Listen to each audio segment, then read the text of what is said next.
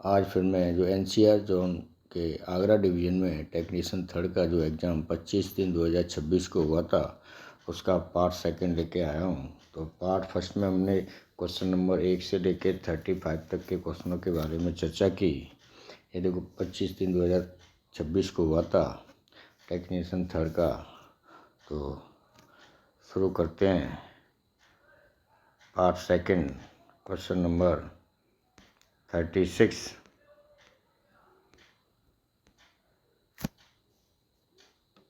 Single pole isolator at a switching station is called as. Switching station पर जो single pole isolator लगा होता है उसको क्या कहते हैं? तो ऑप्शन दिए SF कहते हैं, या SM कहते हैं, या SS कहते हैं, या DPI कहते हैं। तो जो सिंगल पोल आइसोलेटर लगा होता है जो स्विचिंग स्टेशन पर उसको हम क्या कहते हैं? SF कहते हैं। क्या कहते हैं? SF, option number 1। और जो SM होता है वो क्या होता है? SM जो मेन लाइन पर लगा होता है, SS साइडिंग लाइन पर लगा, DPI डबल पोल आइसोलेटर होता है। Next question number 37। Instrument use to measure specific gravity of electrolyte in lead acid battery. Lead acid battery में इलेक्ट्रोलाइट के विशिष्ट गुरुत्व को नापने के लिए कौन सा उपकरण प्रयोग किया जाता है? ऑप्शन दिए थर्मोमीटर, या फिर बैरोमीटर, या मल्टीमीटर, या फिर हाइड्रोमीटर। तो जो बैटरी की SPG नापते हैं हम, वो SPG नापने के लिए किसका उपयोग किया जाता है? हाइड्रोमीटर का। Option number D. कौन सा? Option number D. Next question number 38। The purpose of silica gel in the breather is. Breather में जो सिलिका जेल भरी होती है उसका क्या उद्देश्य होता है? तो ऑप्शन दिए हैं to prevent oil from leakage outside, तेल को बाहर रिसने से रोकने के लिए, या to prevent air to enter inside, हवा को अंदर प्रवेश करने के लिए, या to prevent moisturiser from entering transformer tank में नमी के प्रवेश को रोकने के लिए। तो इसका होगा ऑप्शन नंबर सी के ट्रांसफार्मर टैंक में नमी को प्रवेश करने से रोकने के लिए हम ब्रीदर जेल का उपयोग करते हैं। तो option number C. Next question number 39। Current transfer should also be connected. Current transfer हमेशा कनेक्ट होना चाहिए। तो जो करंट ट्रांसफर होता है उसको किसमें? तो इसको हमेशा सीरीज में, किसमें? सीरीज में ही लगाना चाहिए। 39 का कौन सा होगा? सी। और जो पोटेंशियल ट्रांसफार्मर होता है उसको हम पैरेलल में लगाते हैं। किस में लगाते हैं? पैरेलल में। और CT को किस में लगाते हैं हम? सीरीज में। Next question number 40। What relay will act when two different phase are bridge. जब दो अलग अलग फेजों को जोड़ा जाता है तो कौन सा रिले काम करता है? तो कौन सा रिले? WPC, या फिर पेंटो फ्लैश ओवर, या फिर PTFE, या फिर सॉफ्ट। तो जो अलग अलग फेज जब जुड़ते हैं तो कौन सा रिले काम करता है? वो करता है WPC, wrong phase coupling relay. कौन सा? Wrong phase coupling relay. Next question number 41। Full form of TTC is. TTC का फुल फॉर्म क्या है? TTC। तो ऑप्शन दिए वैसे TTC क्या होता है? 2 और 3 कैंटिलीवर। कौन सा होता है? 2 और 3 कैंटिलीवर। अब इसमें 2-3 कैंटिलीवर दिया है, ट्रिपल ट्रैक कैंटिलीवर या 2 ट्रैक कैंटिलीवर। तो इसका होगा ऑप्शन नंबर बी। वैसे इसमें ऑप्शन नंबर डी दिया है पर 2 और आना चाहिए, तो 2 और 3 cantilever, option number B. Next question number 42।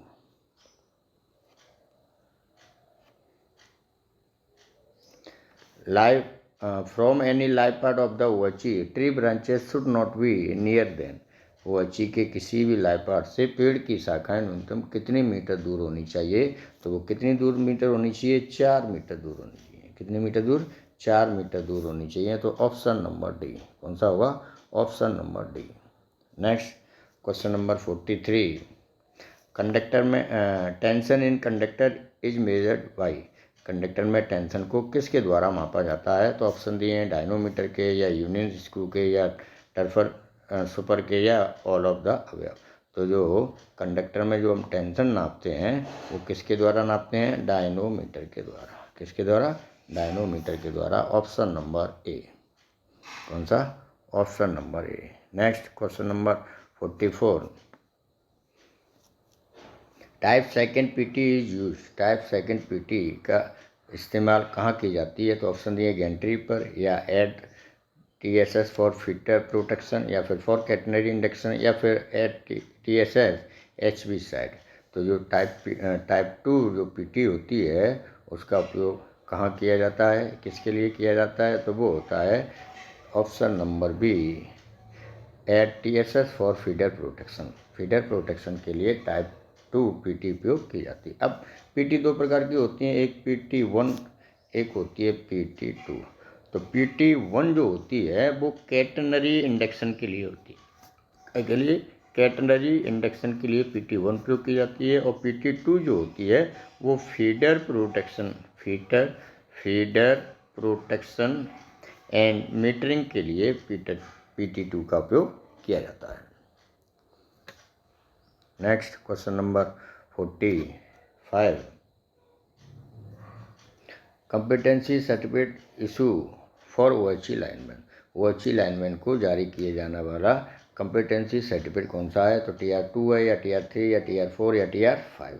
तो जो OHE जो टेक्नीशियन को जो कंपिटेंसी सर्टिफिकेट दिया जाता है वो होता है TR2। कौन सा होता है? TR2। Option number A. कौन सा होगा? Option number A. नेक्स्ट, अब TR2 तो हो गया टेक्नीशियन को, TR3 हो गया सुपरवाइजर OHE को। किसको? सुपरवाइजर OHE को। और TR4 जो होता है वो किसको दिया जाता है? टावर वैगन ड्राइवर को। और TR5 जो होता है वो PSI टेक्नीशियन को दिया जाता है। TR2 OHE टेक्नीशियन को दिया जाता है, TR3 OHE सुपरवाइजर को दिया जाता है, TR4 टावर वैगन ड्राइवर को दिया जाता है, और TR5 जो होता है वो PSI टेक्नीशियन को दिया जाता है। Next question number 46। 100 kVA 88 use TSS in use. TSS में 100 kVA 80 का उपयोग किसके लिए किया जाता है? तो यार्ड लाइटिंग के लिए, या स्टैंड बाई के लिए, या फिर फिल्ट्रेशन प्लांट के लिए, पावर फैक्टर करेक्शन के लिए। तो जो 100 kV की 80 होती है वो किसके लिए होती है? वो होती है फिल्ट्रेशन प्लांट के लिए ही 100 kV 80 का प्रयोग किया जाता है। और जो 10 kV या 25 kV की जो 80 होती है वो यार्ड लाइटिंग के लिए प्रयोग की जाती है। तो इसका हुआ 100 kV का option number C. Next question number 47। Differential relay is for. Differential relay इस्तेमाल की जाती है काय के लिए? ऑप्शन दिए हैं फीडर प्रोटेक्शन के लिए, या फिर ट्रांसफार्मर प्रोटेक्शन के लिए, या OHE प्रोटेक्शन के लिए, या कैपेसिटर बैंक के लिए। तो जो डिफरेंशियल रिले होती है वो ट्रांसफार्मर प्रोटेक्शन के लिए प्रयोग की जाती है। Option number B. कौन सा होगा? Option number B. Next question number 48। Rating of LA on 25 kV side. 25 kV side में LA की रेटिंग कितनी होती है? तो ऑप्शन दिए 42 kV, या 60 kV, या 120 kV, या 22.5 kV। तो जो 25 kV साइड में LA लगा होता है वो 42 kV का LA होता है। तो ऑप्शन नंबर ए। और जो 132 kV साइड में जो LA लगा होता है वहाँ 132 kV साइड में जो LA होता है वहाँ 120 kV 120 kV का LA लगा होता है। Next question number 49। What is the standard distance of G jumper from mast. Mast से जी जंपर की मानक दूरी कितनी होती है? तो मास्ट से जो जी जंपर लगाया जाता है वो 5.6 मीटर की दूरी पर लगाया जाता है। तो ऑप्शन नंबर होगा बी। कौन सा? Option number B. Next question number 50। Research design and standard organisation is located. अनुसंधान अभिकल्प एवं मानक संगठन स्थित कहाँ है? तो ये कानपुर में, या रायबरेली में, या दिल्ली में, या लखनऊ में। तो जो ये कहाँ है? लखनऊ में। कहाँ है? RDSO। इसका शॉर्ट फॉर्म क्या है? RDSO मतलब research design and standard organisation. इसकी फुल फॉर्म भी आती है और इसका मुख्यालय भी आता है। ये कहाँ है? तो मुख्यालय कहाँ है? दिल्ली में। और फुल फॉर्म क्या है इसकी? Research design and standard organisation. Next question number 51। What is the cross section area of large span bar. Large span bar का क्रॉस सेक्शन एरिया कितना होता है? तो 105 square mm, 130 square mm, 107 square mm या फिर 150 स्क्वायर mm। तो जो LS बार होता है उसका कितना होता है? 130, 130 स्क्वायर mm। तो इसका हुआ option number B. Next question, question number 52। Size of O type portal, O type portal का साइज कितना होता है? तो जो ओ टाइप पोर्टल होता है उसका साइज होता है 550 इंटू 550 mm। कितना? Option number D, 550 into 550 mm। अब पोर्टल जो होते हैं, एक होता है एन, एक होता है ओ, एक होता है आर, एक होता है पी, एक होता है जी और एक होता है स्पेशल बी टाइप का। तो जो एन का होता है, एन टाइप प्रकार का जो होता है उसका साइज होता है अपराइट का 450 इंटू 450 mm। और ओ टाइप का होता है 550 इंटू 550 mm। आर टाइप का होता है, उसका होता है 600 इंटू 600 mm।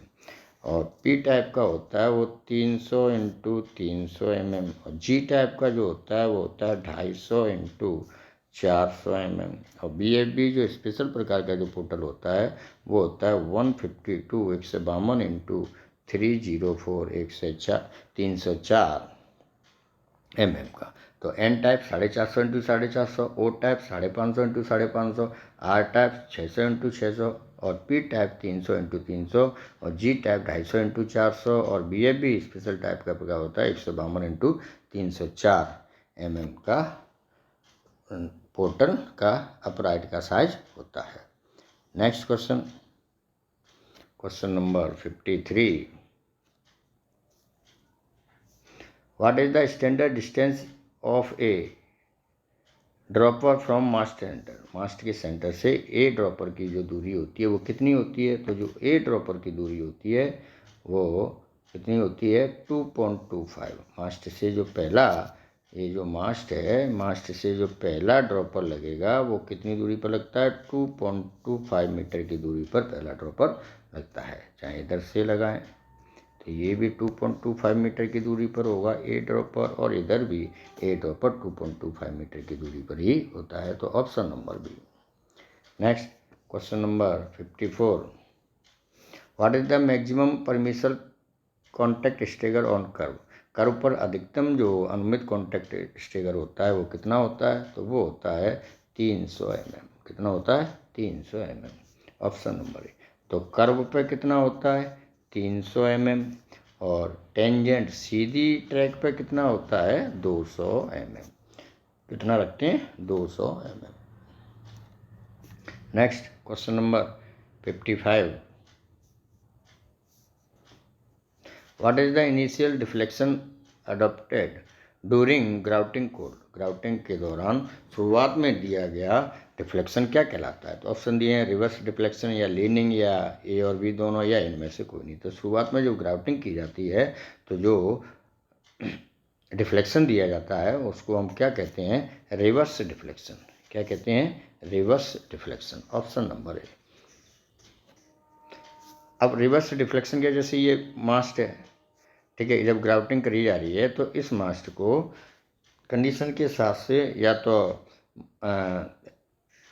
ट्रैक की ओर या फिर ट्रैक से बाहर की ओर थोड़ा सा डिफ्लेक्शन दिया जाता है, जिससे कि जब लोड लेते समय यह अपनी बिल्कुल सामान्य स्थिति में आ जाए।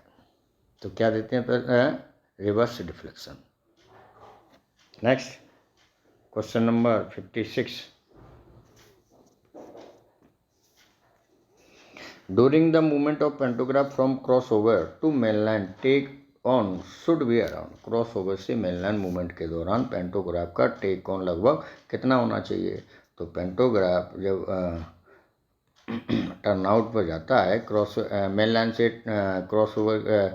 क्रॉसओवर से mainland पर जाएगा तो टेक ऑन टेक ऑफ जो होता है वो 650 mm। कितना? 650 mm। ऑप्शन नंबर सी। 650 से लेकर 720 mm तक टेक ऑन टेक ऑफ रखा जाता है। ठीक। Next question number 57।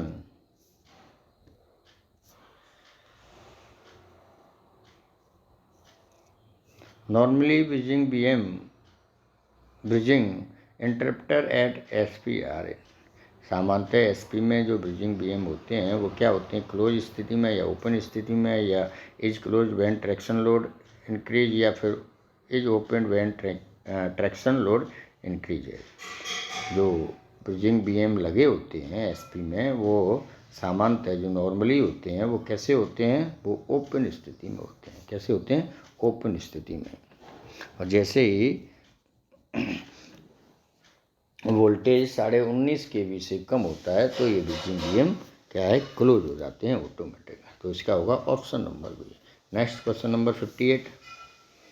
Multimeter use to measure. Multimeter का उपयोग क्या नापने के लिए किया जाता है, तो वोल्टेज के लिए, करंट के लिए, या प्रतिरोध के लिए, या फिर इन सभी के लिए। तो मल्टीमीटर का प्रयोग वोल्टेज के लिए भी किया जाता है, करंट के लिए भी किया जाता है, और रेजिस्टेंस के लिए किया जाता है। तो इसका होगा ऑप्शन नंबर डी। कौन सा होगा, option number D. Next question number 59। Critical implantation on main line. Main line पर जो क्रिटिकल इम्प्लांटेशन होता है वो कितना होता है, तो वो होता है 2.36 मीटर। 2.36 मीटर ये क्रिटिकल इम्प्लांटेशन होता है। Option number A. Next question number 60।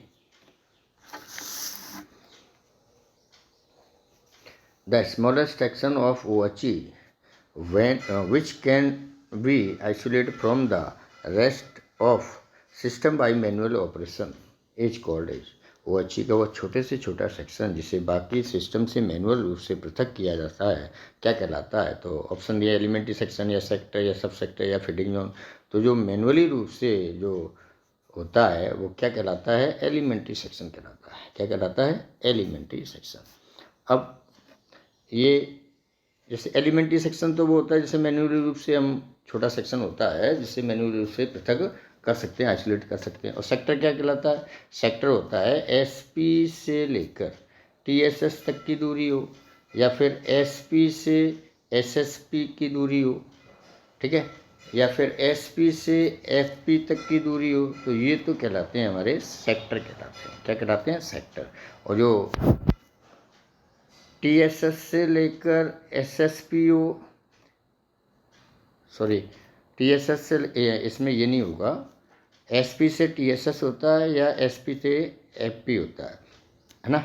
SP से एसएसपी नहीं होगा। तो टीएसएस से एसएसपीओ, या फिर एसपी से एसएसपीओ, या फिर एसएसपी से एसएसपीओ, या फिर एफपी से एसएसपीओ। एक एसएसपी आए तो उसे हम सब सेक्टर कहेंगे। क्या कहेंगे, सब सेक्टर। और सेक्टर में एक टीएसएस से लेके एसपी, या एसपी से लेके फीडिंग पोस्ट, और फीडिंग जोन जो जहाँ से फीड होता है, ठीक। Next question number 61।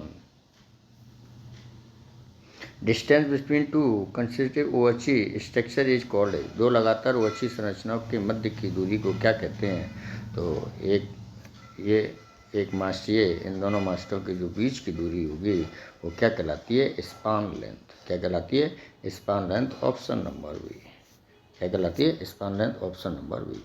Next question number 62। Axial distance between catenary contact wire in vertical plane at support is called। Support पर उर्ध्व प्लेन में कैटनरी वायर तथा कॉन्टैक्ट वायर के बीच के मध्य अच्छी दूरी को हम क्या कहते हैं, तो उसको कहते हैं इनकम्बरेंस। क्या कहते हैं, encumbrance. Option number C. Next question number 63। At the obligatory location turnout of contact wire is kept above the main line contact wire. Obligatory location पर टर्नआउट के कॉन्टैक्ट वायर को मेन लाइन के contact wire से कितने ऊपर ऊंचे रखा जाता है, तो वो होता है 50 mm, 50 mm। Option number B. कितना, 50 mm। Next question number 64। 64। Maximum number of splice in one tension length is permitted. एक टेंशन लेंथ में अधिकतम कितनी स्प्लाइस लगाई जा सकती हैं, तो ऑप्शन है 15, 13, 14 या 12। तो एक टेंशन लेंथ में अधिकतम कितनी लगाई जा सकती हैं, तो 15 स्प्लाइस लगाई जा सकती हैं। 15 कितनी, 15। अब option number A. Next question number 65, maximum difference between two consecutive span in mainland permitted. Mainland में दो लगातार स्पान में अधिकतम अनुमेय अंतर कितना होता है? तो स्पान, दो लगातार स्पानों में अंतर कितने से ज़्यादा नहीं होना चाहिए? तो वो है 18 मीटर से ज़्यादा नहीं होना चाहिए। Next question number 66,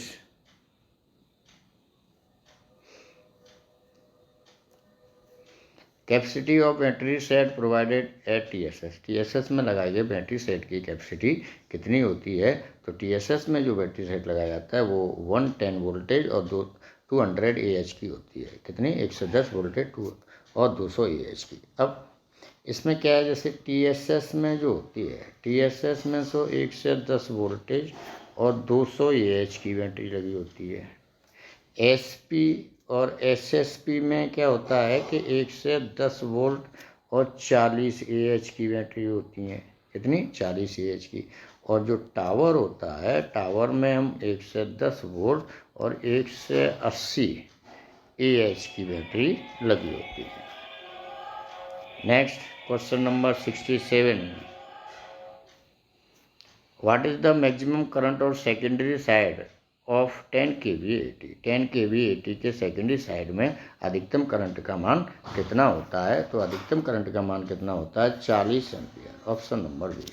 next question number 68, what would be name of the elementary section control by isolate SS 216। SS 216 के द्वारा नियंत्रित एलिमेंट्री सेक्शन का नाम क्या होगा? तो ये होगा X 216। ऑप्शन नंबर सी। कौन सा? X 216। Next question number 69, which one does not require earth fit. निम्न में से किसको अर्थफिट की आवश्यकता नहीं होती? तो ऑप्शन दिए अर्थ हील आइसोलेटर, या फिर PTFE न्यूट्रल सेक्शन, या फिर ओवरलैंड स्ट्रक्चर, या फिर सेक्शन इंसुलेटर। तो जो अर्थफिट की आवश्यकता नहीं होती वो किस में नहीं होती? सेक्शन इंसुलेटर में, SI में अर्थफिट की आवश्यकता नहीं होती। तो option number D. Next question, question number 70, adjusted dropper is used for. Adjusted dropper का उपयोग कहाँ किया जाता है? ATD में, या RRA में, या ACA में, या फिर सेक्शन इंसुलेटर। जो एडजस्टेबल ड्रॉपर होता है उसका उपयोग कहाँ किया जाता है? सेक्शन इंसुलेटर में किया जाता है। तो दोस्तों, आज हमने जो NCR जोन में आगरा डिवीजन में टेक्नीशियन थर्ड का जो LDC के तहत एग्जाम हुआ था 25/3/2026 को, उसके पार्ट सेकेंड में क्वेश्चन नंबर 36 से लेकर 70 तक के क्वेश्चनों के बारे में चर्चा की। अगले पार्ट में, पार्ट थर्ड में, क्वेश्चन नंबर 71 से लेकर 110 तक के क्वेश्चनों के बारे में चर्चा करेंगे। आशा करता हूँ ये वीडियो आपको पसंद आया होगा। यदि वीडियो पसंद आया तो मेरे चैनल को लाइक, सब्सक्राइब और शेयर करें।